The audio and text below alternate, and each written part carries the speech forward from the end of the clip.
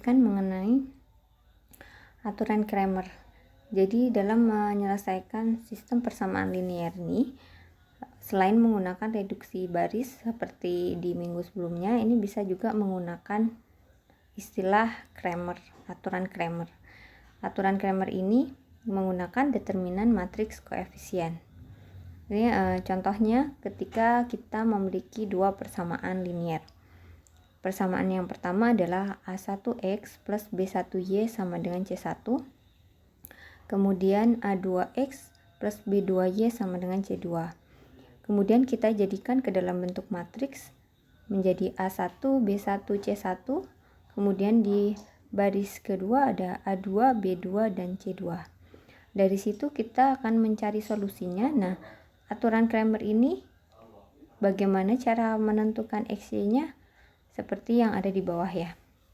Pertama, ketika kita menentukan X, jadi di sini kelihatan ya, kita mau mencari X, maka X itu didapat dari C1 B2 minus C2 B1 per A1 B2 minus A2 B1. Jadi ada bagian sebagai pembilang yang atas, kemudian yang di bagian bawah adalah penyebutnya.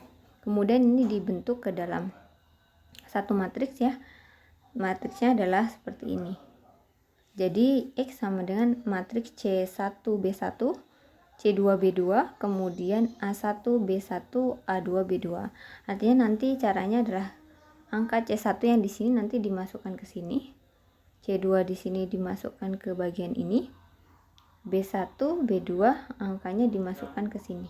Nah, itu untuk mendapatkan pembilang dalam menentukan komponen X-nya. Kemudian dibagi dengan A1 B1, A1 B1, A2 B2 berarti yang di bagian ini. Bagian XY ya kalau di sininya. Oke, kemudian bagaimana menentukan Y? Itu caranya juga tidak jauh berbeda. Ini dengan melihat A1 kali C2 minus A2 kali C1 dibagi A1 B2 minus A2 B1, atau kalau dijadikan matriks bentuknya seperti ini. Jadi nanti dimasukkan nih A1-nya, berarti bagian sini dimasukkan angkanya berapa, A2-nya berapa, C1 C2-nya berapa, dimasukkan. Yang ini tidak, karena ini komponen yang dicari, komponen Y-nya. Kemudian di bawahnya ini A1 B1 ini sama, A1 B1 A2 dan B2 sama dengan yang penyebut di komponen X. Maka akan ketemu solusinya.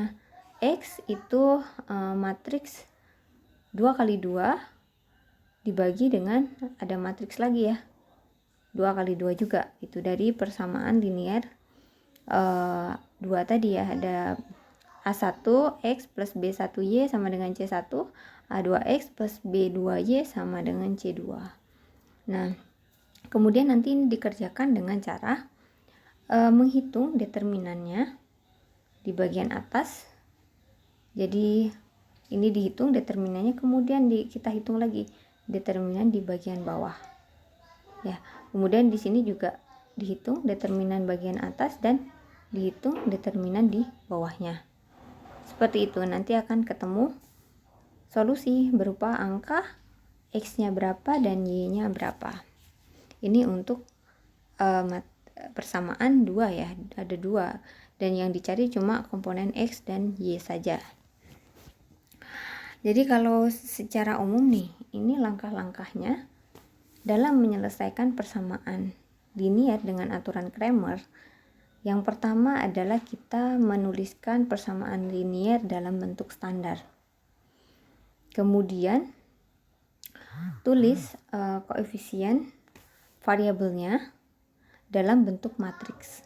Jadi habis persamaan tadi kan yang di sini kan ada persamaan, kemudian dibentuk ke dalam matriks.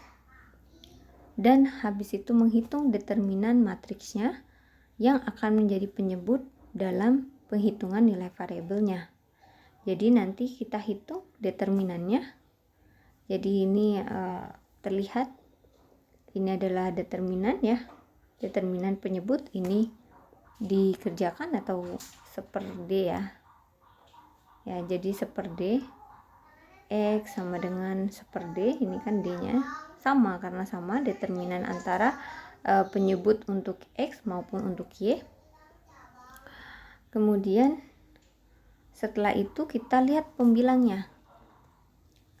Untuk menilai variabel X diperoleh dengan mengganti elemen koefisien variabel X pada matrik koefisien dengan konstanta ruas kanan persamaan yang sesuai.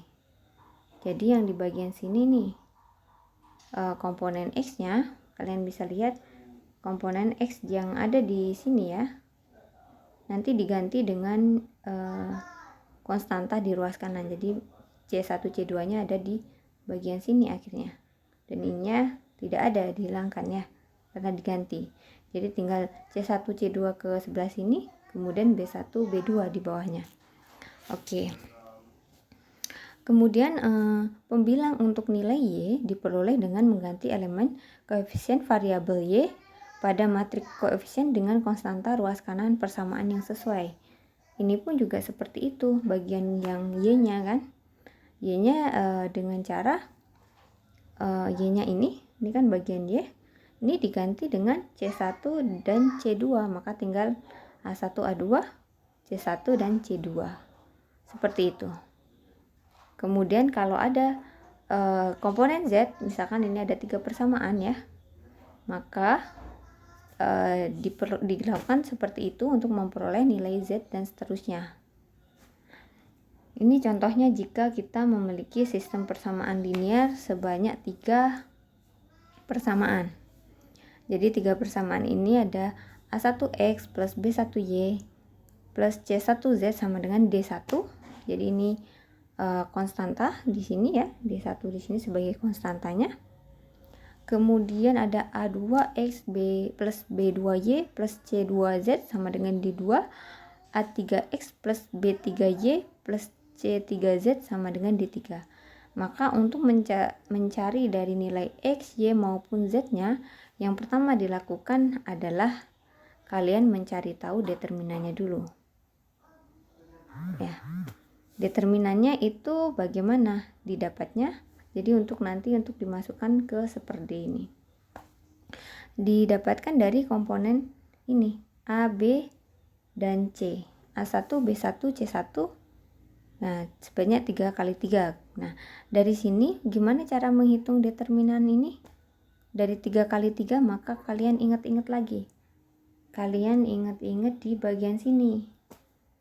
Kita memakai konsep kofaktor ya untuk 3 kali 3. Jadi kita mencari minor ya kan, kemudian kita mencari kofaktor, kemudian nanti kita kalikan dengan nilai, misalkan di sini untuk A11. Jadi kemudian ada A12 dan lain-lainnya. Jadi ini nanti bisa dihitung determinan di matriks tersebut itu berapa dengan konsep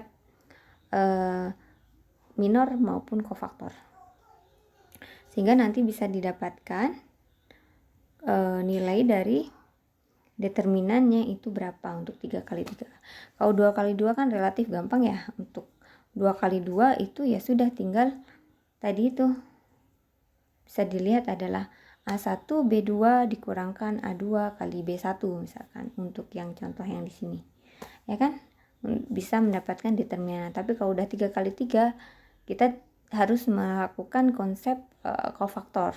Kita cari minornya, kita juga menghitung dengan kofaktornya, kemudian dikalikan dengan nilai dari A sekian ya, AIJ yang dipakai. Kemudian selanjutnya, setelah kita dapat determinannya, maka kita mencari pembilangnya kan. Jadi pembilangnya itu bagian sini, dan bagian ini. Itu adalah bagian pembilangnya dengan 1/D yang sudah kita hitung tadi D-nya. Nah, ini pembilangnya kita lakukan tadi. Jadi yang bagian kita mau cari itu diganti dengan nilai D. Jadi D1, D2, D3. Ini kita ganti ke bagian sini ya. Untuk komponen yang cari nilai X. Kemudian yang di bagian Y juga bagian nilai B-nya di sini ini akan diganti dengan si D1, D2 dan D3 bagian tengah yang berubah. Kemudian bagaimana yang Z? Berarti yang Z ini, yang bagian Z kan ada di bagian sini nih. Yang C1, C2 dan C3, dan itu dilakukan penggantian menjadi D1, D2 dan D3.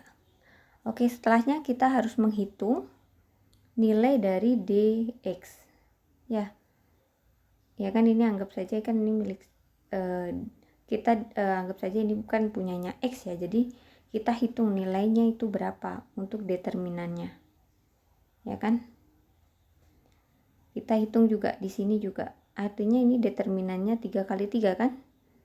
Nah, kalau ini tuh tadi sudah. Jadi ini dilakukan juga dengan konsep minor dan kuvator ya. Jadi ini nanti dihitung lagi sehingga ini nanti akan mendapatkan satu angka tertentu. Misalkan ya ini X sama dengan 1/D, istilahnya di sini sebagai DX gitu ya. Ini andaikan namanya DX. Jadi determinan yang DX. Kemudian yang di sini Y-nya sama dengan 1/D dikalikan DY. Ini juga dihitung. Jadi cukup panjang kalau untuk menghitung dari 3 kali 3 dibandingkan tadi yang order 2 kali 2 ya matriksnya. Kemudian yang Z-nya seperti apa? Berarti Z-nya sama dengan 1/D dikalikan DZ-nya. Nah, DZ-nya ini kita hitung dari matriks 3 kali 3 ini berapa nilai determinannya pakai konsep kofaktor. Seperti itu. Oke, jadi itu aturan prinsip Cramer. Nanti kalian akan saya berikan tugas ya, sehingga kalian akan mencoba menerapkan dari apa yang menjadi aturan Cramer ini, sehingga kalian bisa mendapatkan nilai X, Y maupun Z. Kemarin kalian sudah mencoba dengan reduksi baris atau Gauss elimination. Nah, sekarang pakai Cramer, harusnya nilainya sama ya. Oke, selanjutnya kita membicarakan tentang vektor, yaitu Cramer dengan 2 kali 2 contohnya tadi, dan satunya adalah 3 kali 3.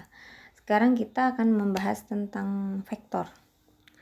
Jadi vektor itu istilahnya di sesuatu yang mempunyai arah dan nilai ya. Nah, ketika vektor itu dilihat secara matriks itu bisa gitu ya. Ini bisa dijadikan sebagai baris maupun sebagai kolom komponennya. Misalkan kalian lihat ada A vektor. Itu kalau kita ubah ke dalam arah itu kan bisa berarti AXI kemudian ditambah AYJ, tapi ini ada tanda vektor di sini ya. Ada seperti itu, kemudian ada AZK, di mana ketika kita jadikan ke dalam bentuk matriks baris ini akan berubah menjadi AX, AY dan AZ. Kemudian ketika B vektor ini kita ubah ke dalam kolom ya, maka akan turun ke bawah jadi BX, BY maupun BZ. Nah, kemudian besar vektor itu ditandai seperti harga mutlak ya, seperti ini. Itu sama dengan akar dari AX kuadrat ditambah AY kuadrat ditambah AZ kuadrat. Jadi sama-sama dikuadratkan. Atau ketika sudah dalam penjumlahan itu adalah sigma I dari 1 sampai ke 3. Kemudian akar dari AI kuadrat ya. Seperti itu, karena ada 3 penambahan dari AI. Kemudian vektor satuan ini bisa ditunjukkan sebagai berikut. A vektor per besar vektor. Jadi AXI ditambah AYJ ditambah AZKA dibagi dengan nilai dari besar vektor tersebut ya, dengan akar AX kuadrat plus AY kuadrat plus AZ kuadrat. maka itu akan mendapatkan nilai vektor satuan gitu. Jadi ini vektor satuan yang sudah dibagi dengan besar vektornya. Kemudian operasi vektor. Jadi ini pengenalannya tentang vektor. Itu bisa mencakup penjumlahan, pengurangan, perkalian, dan lain-lainnya. Nah, ini tentang penjumlahan nih. Penjumlahan ketika ada vektor A dan B, maka kita kelompokkan masing-masing. Yang ada X-nya, ada I-nya di sini, ini kita kelompokkan jadi AX plus BX dalam kurung I. Jadi kemudian AY BY, kemudian J, kemudian AZ BZ, kemudian K ya. Di sini maksudnya dikelompokkan yang sama. Jadi dari sini, ini kan kalian lihat ada rumus ini kita samakan. Yang bisa ditambahkan adalah komponen yang sama. Ini dengan ini dengan ini, dan ini dengan di bawahnya. Kemudian jika pengurangan ini vektor A dikurangi vektor B sama dengan vektor A ditambah minus dari vektor B. Ini udah jelas ya. Jadi ketika A ditambah B seperti ini, maka penggambarannya akan seperti ini ya. Jadi kayak bikin resultannya kalau ditambahkan ya berarti di bagian tengah, kalau dikurangkan maka dia akan berlawanan ke arah sini ya, ke arah sini. Yang satunya akan berlawanan arah jika minus. Kemudian kita bicara dengan perkalian skalar. Skalar itu ada angka tertentu, misalkan angka 2. Berarti 2 dikalikan vektor A sama dengan ini 2 dikalikan AXI plus C plus 2AYJ plus 2AZK.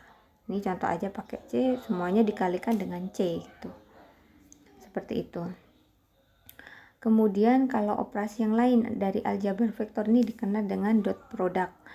Dot product itu ditandai dengan adanya titik. Ya, di sini ada titik. Jadi ketika ada vektor A dengan vektor B, kemudian di dot product kan, jadi kayak di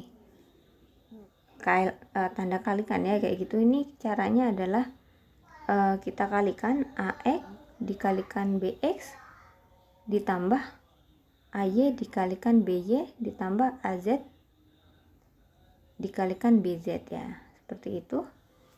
Kemudian ininya hilang ya, I-nya ini hilang karena ini dikuadratkan jadi 1. Ini juga yang J dengan J di sini dan lain-lain. Nah, ini nanti bisa dihitung berapa nilainya. Jadi skalar ya. Kemudian jika dibuat dalam bentuk memakai cos, itu seperti vektor. Jadi besar vektor A dikalikan besar vektor B cos theta. Jadi ada sudut di sini. Jadi kita mendefinisikan besar vektor tadi dari akar E kuadrat plus AY kuadrat plus AZ kuadrat ya. Terus diakarkan.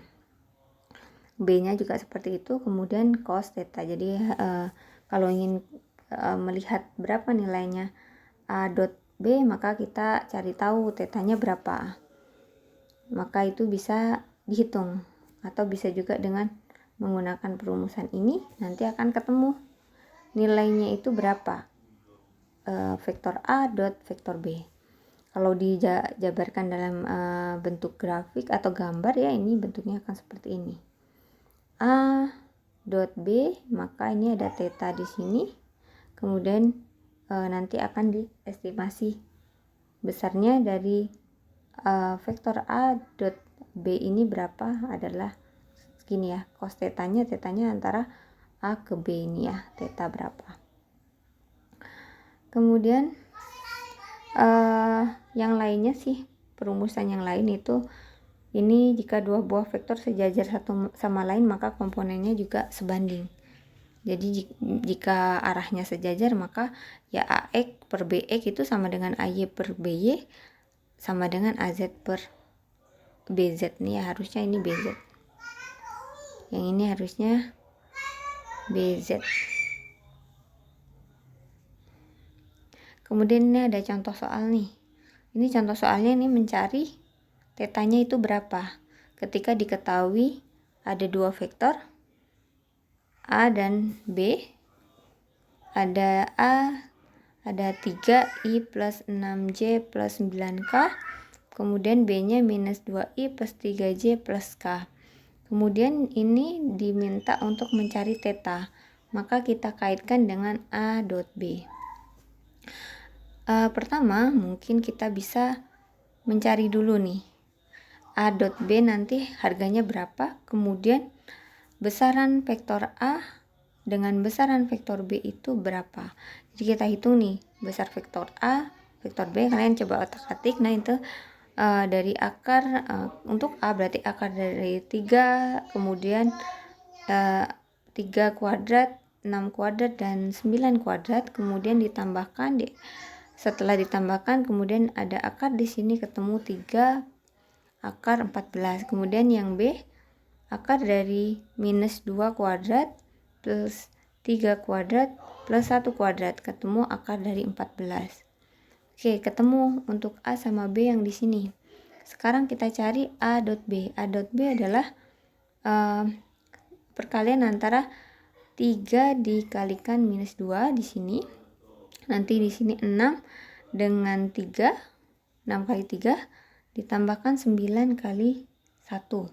Maka hasilnya adalah 21.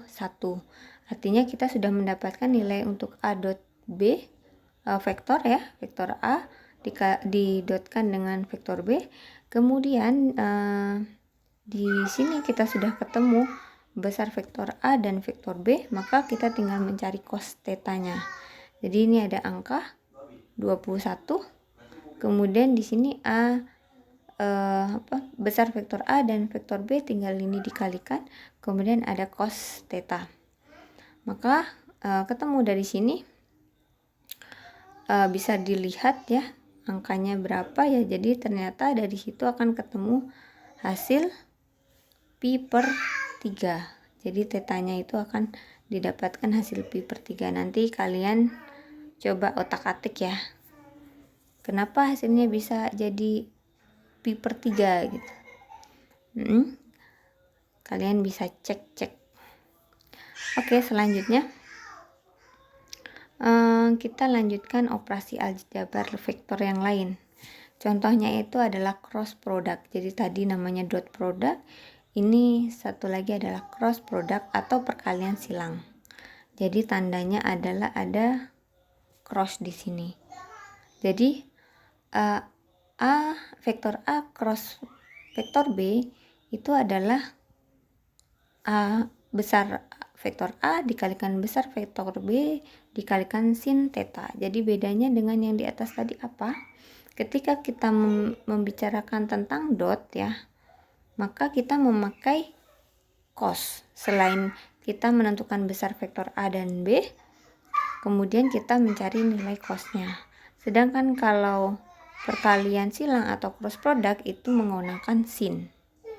Seperti itu. Kemudian sudutnya itu antara 0 sampai pi, yaitu sudut antara vektor A dan B. Gitu.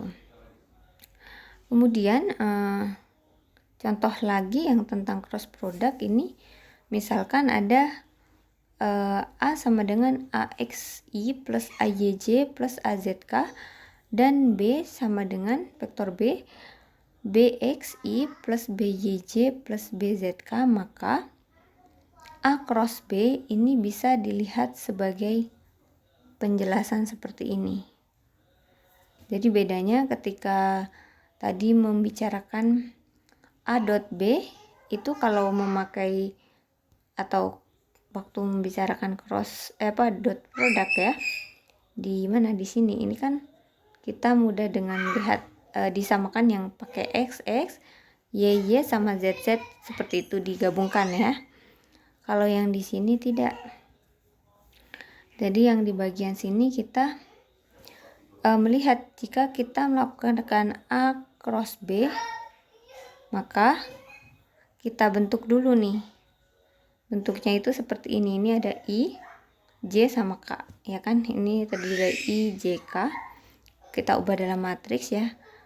Ini pakai konsep determinan juga. Kemudian ada AX, AY, dan AZ ya. Oke, punya A. Kemudian BX, BY, dan BZ.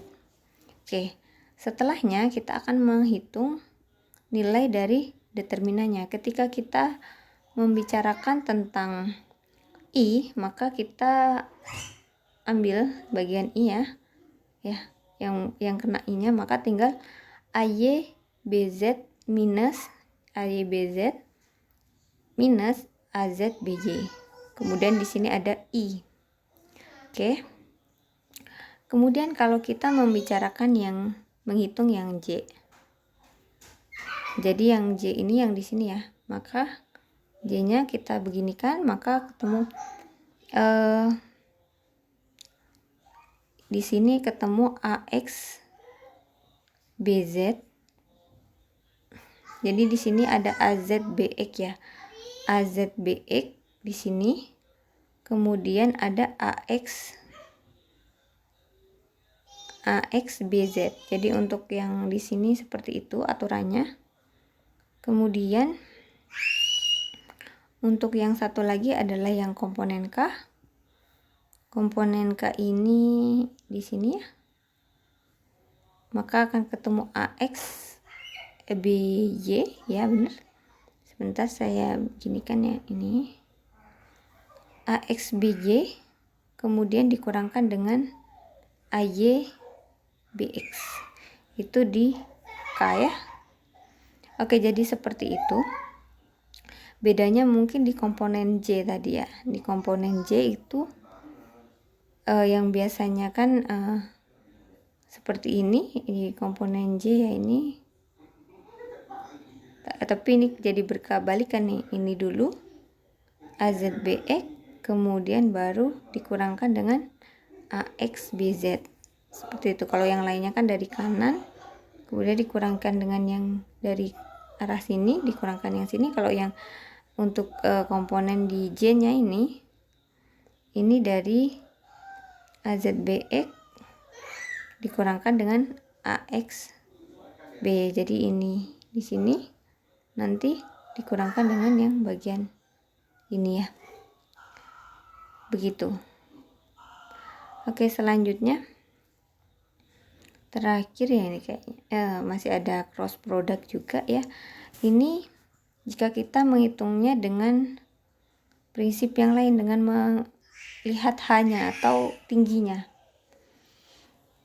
maka bisa diperoleh luasnya ya.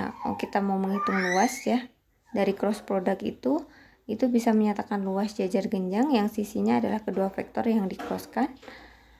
Maka di sini bisa kelihatan, nanti bisa dihitung luasnya dengan ada komponen H-nya berapa, kemudian ada besarnya vektor B-nya berapa. Atau bisa juga luasnya bisa dihitung dengan kita menghitung besarnya A, kemudian ada sin tetanya berapa, kemudian ada besarnya vektor B. Atau sama dengan seperti ini. B sama aja ya, ini besarnya vektor B berapa, besar vektor A berapa, kemudian ada sin tetanya berapa. Atau A cross B ya. Jadi di sini bisa dengan beberapa macam. Jadi bisa dinyatakan sebagai luas cross product ini. Luas dari jajaran genjang. Kemudian ada juga istilah triple product. Itu operasi perkalian 3 buah vektor ya. Di sini bisa ada triple scalar product, ada triple vektor product. Triple scalar product ini hasilnya berupa skalar. Jadi kalau di sini ada kalian bisa lihat ada vektor A didotkan dalam kurung vektor B cross vektor C gitu. Secara geometris menyatakan satu volume. Jadi bentuknya volume. Kalau tadi kan luas ya. Kalau ini karena ada 3, jadi dia diestimasi sebagai bentuk volume gitu kalau secara geometris. Kemudian hasilnya kalau yang satu lagi misalkan ada cross lagi ya. Kalau yang tadi kan A dot dalam kurung B cross C gitu kan. Nah kalau ini cross semua, jadi ini A cross dalam kurung ada B cross C. Nah ini gimana cara ngitungnya? Cara ngitungnya adalah kita jadikan dulu yang mudah. A dot vektor A dot vektor C itu dihitung dulu, kemudian nanti dikalikan dengan vektor B nya, kemudian dikurangkan dengan vektor A dot vektor B, ini dihitung dulu baru dikalikan C. Nanti dari kedua ini dikurangkan, maka kita bisa mendapatkan nilai dari A cross dalam kurung B cross C. Vektor A cross dalam kurung vektor B cross vektor C. Maka kita akan memudahkan dalam menghitung dengan mengubahnya menjadi seperti ini. Jadi seperti itu pertemuan kita kali ini. Semoga bisa memberikan manfaat untuk kalian semua. Nextnya adalah kalian persiapan untuk mencoba untuk mengerjakan atau latihan-latihan soalnya ya. Oke, terima kasih. Wassalamualaikum warahmatullahi wabarakatuh.